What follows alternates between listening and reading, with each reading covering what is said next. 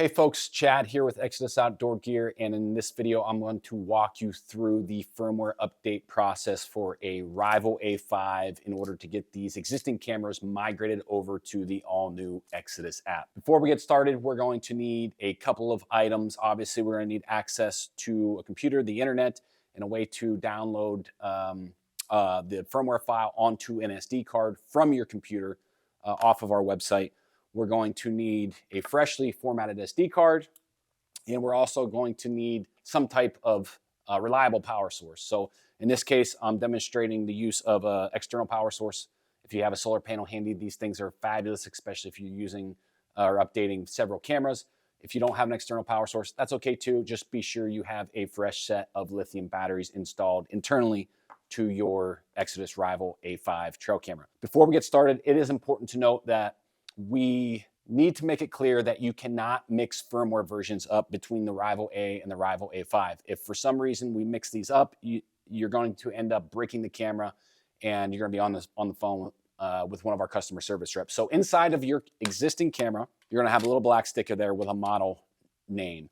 That model name for an Exodus Rival A5 is going to say Rival A2. The Rival A2 is simply the second generation or the second version of the Rival A series, which inherently is the Rival A5. So if you're only seeing Exodus Rival A, this video is not for you. You need to go over and check out the video specifically for the Rival A. So again, you can clarify that on the sticker inside the housing of the camera.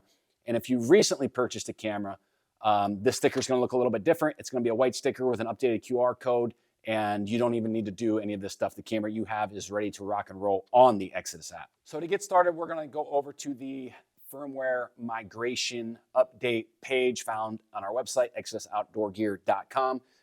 You can find this page by simply using the search function up on the top right-hand corner of our website. Just search Exodus app migration firmware. And or you can use that support tab, click trail cameras, and click firmware updates, and you can find it there. So once we get to that landing page, the Exodus app firmware migration landing page, we're going to scroll down and you're going to see three different camera models there for options. We are working with the Exodus Rival A5, so that's what we're going to click.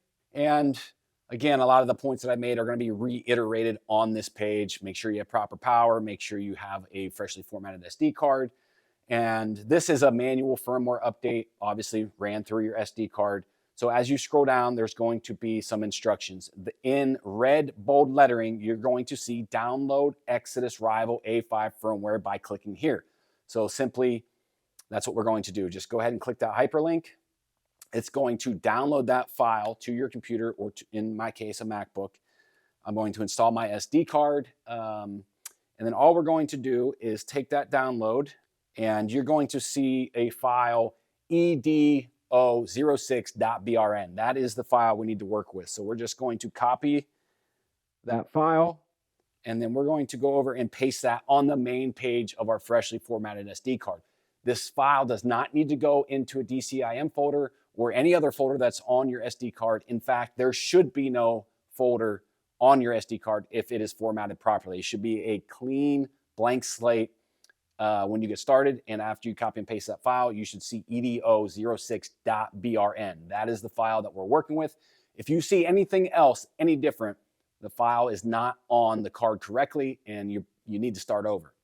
So once I have that file on the SD card, as you see here, we're going to properly eject that from your computer, from your MacBook, and simply take that SD card out. We're going to go ahead and put it into the Rival A5 with the proper orientation.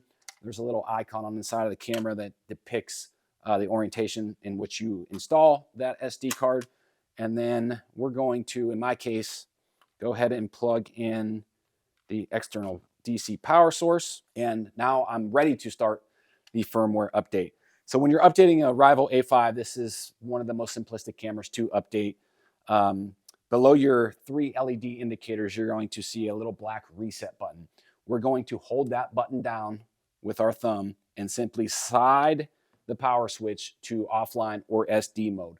Once that happens, you'll see the green battery light, solid green battery light come to life, and then immediately you're going to see all three indicators flash red. When you see those 3 indicators start to flash red, you can release the reset button and the firmware update process has started.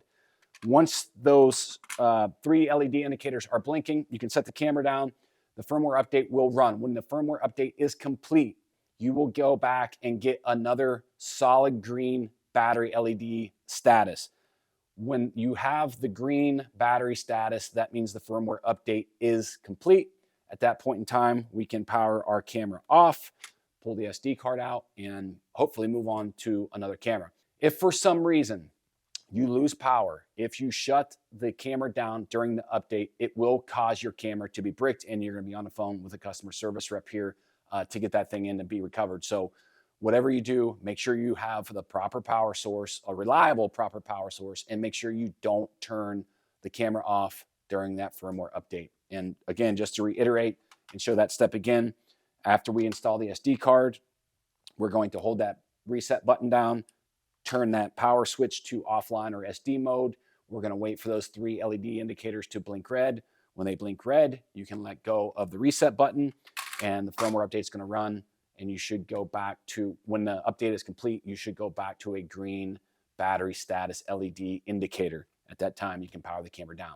If you guys have any questions, be sure to reach out, info@exodusoutdoorgear.com, or shoot us a text or phone call.